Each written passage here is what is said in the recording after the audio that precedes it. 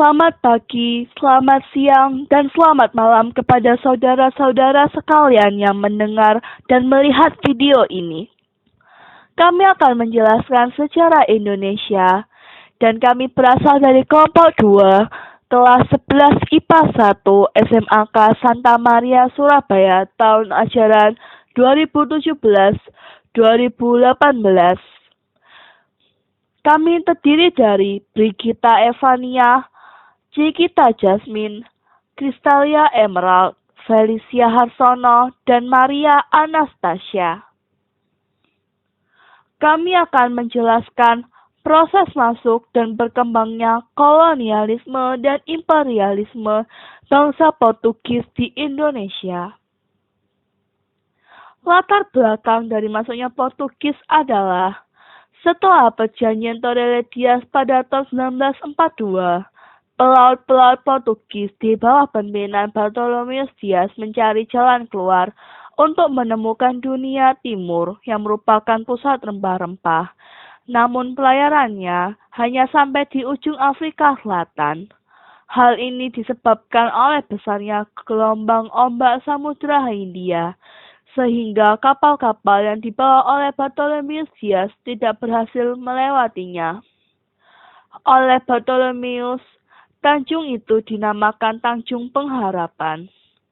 Pada tahun 1948, Raja Portugis mengirim ekspedisinya di bawah pimpinan Vasco da Gama. Ekspedisi ini berhasil mendarat di Kalkuta, India pada tahun 1948. Kemudian pada tahun 1511, dari India, bangsa Portugis mengirim ekspedisi di bawah pimpinan Alfonso. Mengikuti perjalanan para pedagang Islam, pada tahun 1511 itu juga, Portugis berhasil menduduki Malaka, pusat perdagangan Islam di Asia Tenggara. Kemudian Portugis tiba di Ternate, Maluku pada tahun 1512. Adanya pertikaian antara Spanyol dan Portugis. Untuk menyelesaikan pertikaian kedua bangsa kulit putih itu, Paus turun tangan, dan pada tahun 1512 dilakukan perjanjian Saragossa. Isi perjanjian itu antara lain, 1. Bumi ini dibagi atas dua pengaruh, yaitu pengaruh bangsa Spanyol dan Portugis. 2.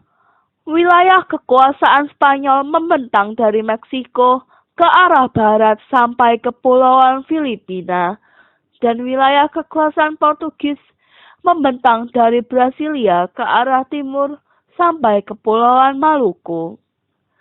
Sedangkan latar belakang kolonialisme dan imperialisme dibagi menjadi 8. Yang pertama adalah adanya semangat penaklukan atau reconquista terhadap orang-orang yang beragama Islam. Jatuhnya Konstantinopel, ibu kota imperium, ke tangan dinasti Utsmani Turki. 3. Adanya keinginan mengetahui lebih jauh mengenai rahasia alam semesta, keadaan geografi, dan bangsa-bangsa yang tinggal di belahan bumi lain. 4. Adanya keinginan untuk mendapatkan rempah-rempah. 5. Kisah penjelajahan Marco Polo pada tahun 1254 sampai 1324, seorang pedagang dari Venesia, Italia ke Cina yang dituang dalam buku Book of Voyage Experience. Yang keenam, ingin memperoleh keuntungan atau kekayaan yang sebanyak-banyaknya. 7. Adanya teori Copernicus dan Galileo Galilei. Dan yang terakhir adalah ambisi 3G atau Gold, Glory, and Gospel. Perlawanan bangsa Indonesia dibagi menjadi 3 macam perlawanan. Yang pertama adalah perlawanan Kerajaan Demak terhadap Portugis. Untuk menyingkirkan Portugis dari Malaka, Pangeran Sebranglor atau Dipati Unus menghimpun dan mengirim pasukan dari Jawa, Makassar, dan Lampung serta bekerja sama dengan Kerajaan Aceh untuk merebut pelabuhan Malaka. Serangan ini gagal karena kalah persenjataan, bahkan Dipati Unus tertembak. Tetapi masih selamat sampai di Jawa. Untuk menghalangi kekuasaan Portugis atas Jawa, pengganti Dipati Unus yaitu Sultan Trenggono memperluas kekuasaan ke Jawa Barat dan Jawa Timur. Yang kedua adalah perlawanan Kerajaan Aceh terhadap Portugis. Perlawanan Kerajaan Aceh dipimpin oleh Sultan Adimu Hayat Syah dan dilanjutkan Sultan Iskandar Muda. Perang tersebut disebabkan persaingan antara Kerajaan Aceh dan Portugis dalam memperebutkan jalur perdagangan di Selat Malaka. Usaha Aceh untuk menyingkirkan Portugis dilakukan dengan cara melengkapi kapal dagangnya dengan prajurit dan persenjataan. Selain itu, Aceh menjalin kerjasama dengan Kerajaan Demak dan meminta bantuan persenjataan ke Turki, Inggris, Goa, dan Gujarat. Dalam perang tersebut, tidak ada pihak yang menang dan kalah. Perang berakhir setelah pelabuhan Malaka jatuh ke tangan Belanda pada tahun 1641. Dan yang terakhir adalah perlawanan Sultan Baabullah terhadap Portugis.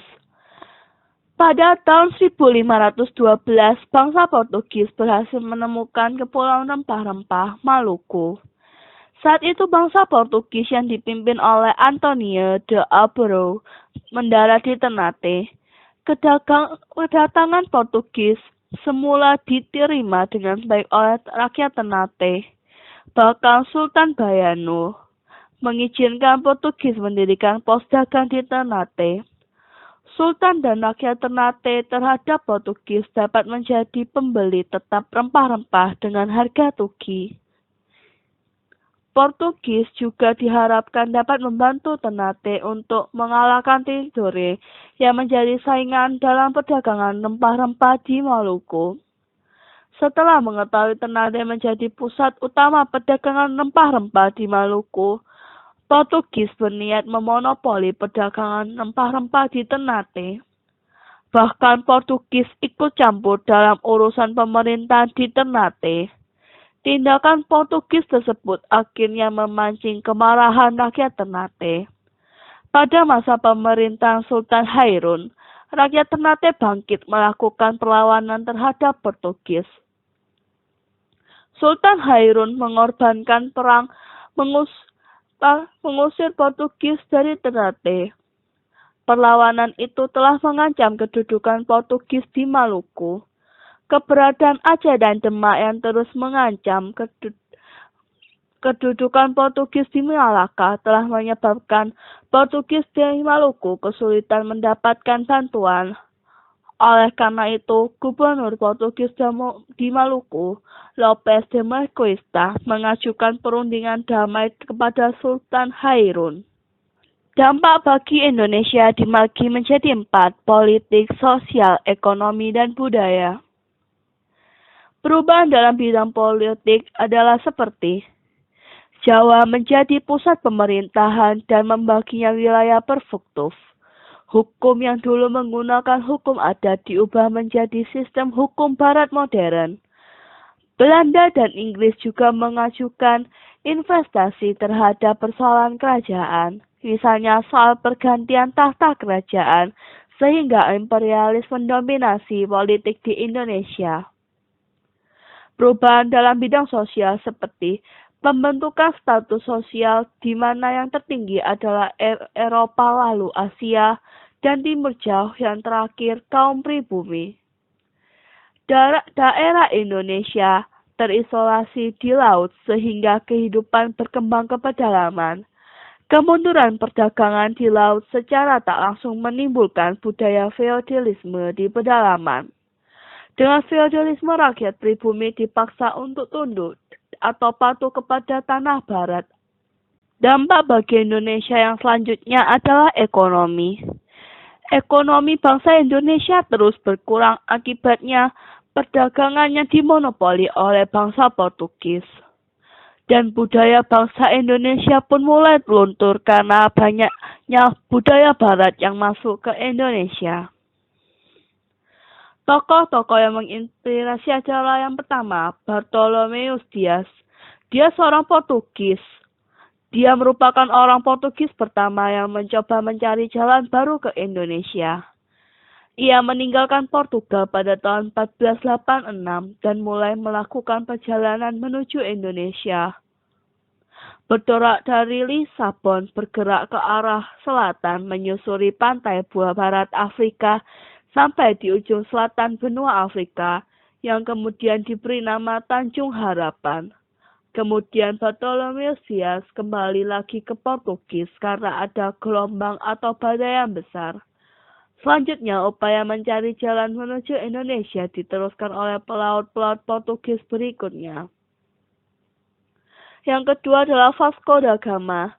Dia seorang penyelidik Portugis yang berhasil menemukan jalur laut ke dunia timur India dengan menyusur mengelilingi benua Afrika.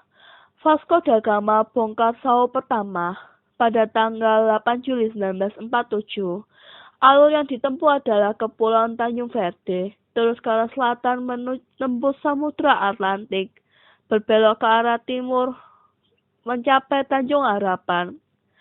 Dan di Tanjung Harapan, Gama meneruskan pelayaran menyusur pantai timur Afrika, menembus daerah kekuasaan Muslim. Vasco da Gama mencapai Kolkata pada tahun 1948. Suatu keistimewaan lain dari ekspedisi ini adalah dibawanya sejumlah bau patrau, yaitu batu tertulis dengan lambing gambar bola dunia, untuk dipancangkan pada setiap tempat yang ditemukan Portugis. Yang ketiga adalah Afonso de Albuquerque. Aksi kolonialisme di daerah Malaka ini dimulai dengan sejak kedatangan Alfonso. Dan ekspedisi Portugis di bawah pimpinan Alfonso berhasil menaklukkan Malaka pada tahun 1511.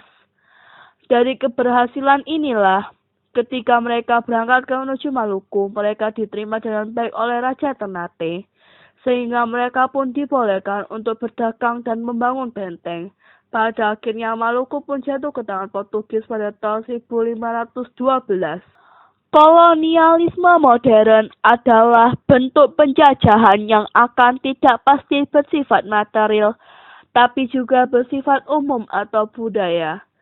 Contoh penjajahan budaya adalah sifat negatif dari luar tentang busana yang tidak pantas, dan lain-lain.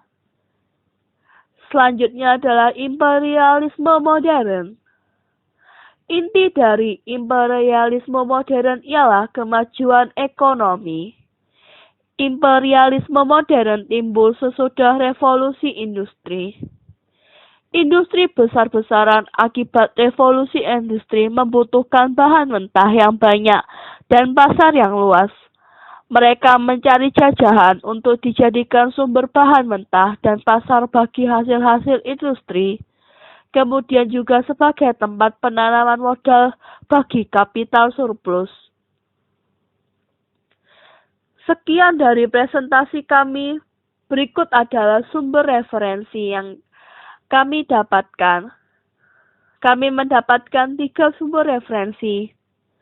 Terima kasih karena telah mendengarkan video ini. Sampai jumpa bertemu di video lain. Terima kasih.